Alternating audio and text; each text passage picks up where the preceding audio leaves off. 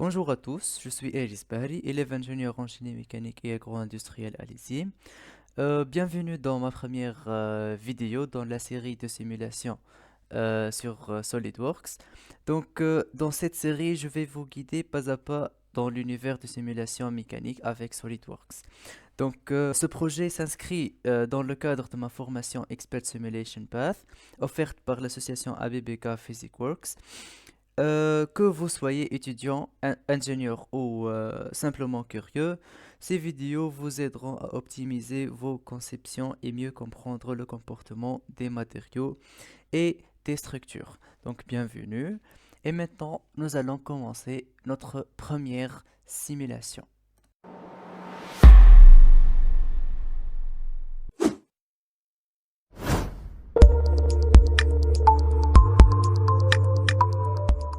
Alors, pour commencer, notre pièce est une bielle où nous allons appliquer un chargement fixe dans cet alésage et deux forces sur ces deux surfaces. Donc, pour commencer, il faut chercher l'onglet simulation. Donc, si elle est cachée, on peut la montrer en appuyant sur complément de SolidWorks, puis SolidWorks simulation. Donc, vous cliquez ici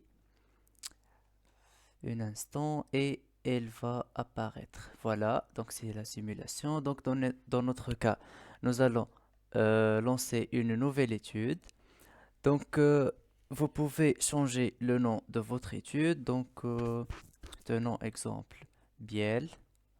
Voilà. Dans notre cas, nous allons faire une simulation statique. Nous allons commencer par les simulations statiques et pas à pas, nous allons avancer. Donc, on clique sur OK. Je vais vous donner une petite information à propos des simulations. Donc, pour faire une simulation, il existe trois étapes, la pré-traitement, la traitement et l'après-traitement. Donc, pour commencer avec la pré-traitement, il faut choisir le matériau de votre pièce, il faut appliquer les charges fixes et appliquer les forces et faire le maillage. Puis, on passe à la deuxième étape qui est le traitement se fait par votre ordinateur. Et finalement, on a la dernière étape qui est l'après-traitement où on visualise les résultats et on fait notre analyse. Donc là, on est dans la première étape qui est le pré-traitement. Donc pour commencer, nous allons choisir le matériau de notre pièce. Donc on clique avec la bouton droite de la souris sur cette pièce. Elle est appelée Connecting Rod en anglais. Si vous voulez que je fais les mêmes vidéos en anglais, mettre ça dans les commentaires et je vais faire les mêmes tutoriels en anglais.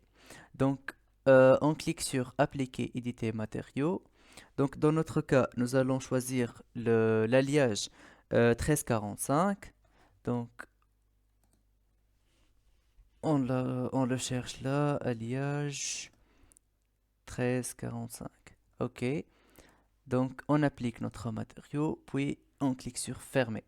Donc, maintenant, on a choisi notre matériau. On passe à l'étape suivante qui est le chargement fixe. Donc, pour appliquer une charge fixe, il faut cliquer à droite sur les déplacements imposés, puis la géométrie fixe. Donc, dans notre cas, on veut fixer l'alésage de cette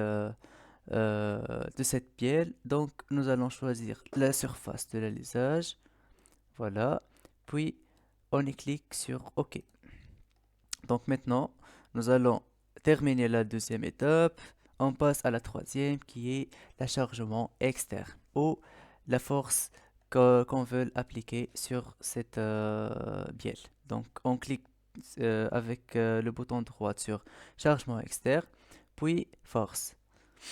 Dans notre cas, nous allons appliquer une charge de 100 newtons sur ces deux faces. Ok, on sélectionne les faces, puis on choisit la valeur de cette charge qui est 100 newtons. Et dans notre cas, nous allons inverser la direction de cette charge, comme indiqué dans l'exercice. OK, on clique sur OK. Donc maintenant, les charges sont appliquées. On passe au maillage. Donc pour faire notre maillage, clic droit sur maillage, puis on fait créer le maillage. Donc pour faire un maillage, on peut varier la densité du maillage, soit en la rendre fin ou grossier. Donc plus que le maillage est fin, plus qu'il est précis, mais il prend plus de temps. Donc dans notre cas, nous allons lancer le maillage standard. On clique sur OK. Un instant. Donc comme vous voyez, c'est notre maillage est terminé. Donc maintenant notre pièce est prête à lancer l'étude. Donc pour exécuter l'étude, on appuie sur le bouton exécuter cette étude et on attend. Voilà, donc c'est les résultats de notre pièce. Donc comme vous voyez, on a la contrainte de von Mises en newton par millimètre au carré ou en mégapascal. Donc bien sûr que on peut changer les unités. Donc avec une clic droite sur le résultat de contrainte 1, puis modifier la définition. Donc vous pouvez changer l'unité, soit Newton mètre carré, PSI, kgf, comme vous voyez, mais nous allons rester avec le mégapascal. Vous pouvez aussi afficher d'autres contraintes telles que l'intensité, la contrainte triaxiale, l'erreur, pression, etc. Donc vous pouvez aussi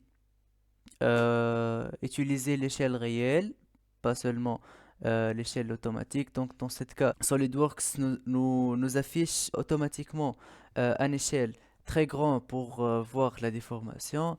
Donc je vais vous montrer une petite animation euh, avec l'échelle automatique pour voir la déformation. Puis je vais vous montrer avec l'échelle réelle. Donc pour faire l'animation, clic droite sur les contraintes, puis animer.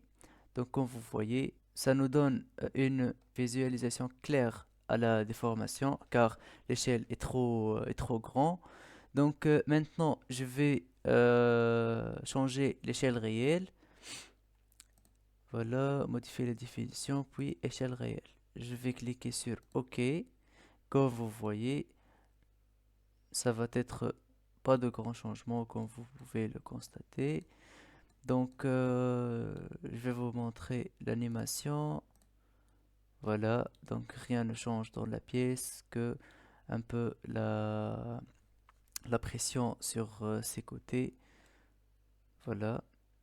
Si vous voulez modifier quelques paramètres, vous pouvez aller à l'option graphique. Donc, par exemple, vous pouvez montrer au cachet la notation de min-max. Et c'est la contrainte maximale et minimale dans cette pièce. Vous pouvez changer le format des résultats. Donc, comme vous voyez, vous pouvez les rendre scientifiques ou flottants. Vous pouvez aussi changer le nombre de chiffres après le virgule, etc. Donc, vous pouvez aussi faire une section si vous voulez voir le comportement de la pièce dans les places cachées. Donc, en cliquant une clic droite sur les contraintes, puis modifier section. Donc, dans ce cas, nous allons prendre le plan droite comme section ou comme référence pour voir notre section, puis on clique sur OK. Donc voilà, on peut visualiser la pièce dans le centre. OK. Donc on peut aussi faire un isolation. On a la valeur maximale est 0, la valeur minimale est 3,7. Donc si vous voulez montrer que à l'intervalle que vous le cherchez, vous pouvez par exemple appuyer sur entre 2 et les O2 c'est entre 2 et 2,5 par exemple. Puis vous cliquez OK, donc voilà, vous pouvez visualiser que les points qui sont entre 2 et 2,5. Donc voilà les flèches, c'est flèche de 2 et flèche de 2,5. Donc si vous pouvez retourner à la pièce initiale, vous cliquez avec le bouton droite sur contrainte, puis modifier la section. Vous cliquez sur restaurer et ce bouton-là qui est modifier section activée ou désactivée. Donc dans ce cas est activé, donc nous allons le désactiver avec ce bouton. Puis on clique sur OK. Donc c'est la fin de notre premier tuto. Merci pour votre attention. J'espère que tout est clair. Si vous avez des questions, vous pouvez les mettre dans les commentaires. N'oubliez pas de partager ces vidéos et à très très très bientôt.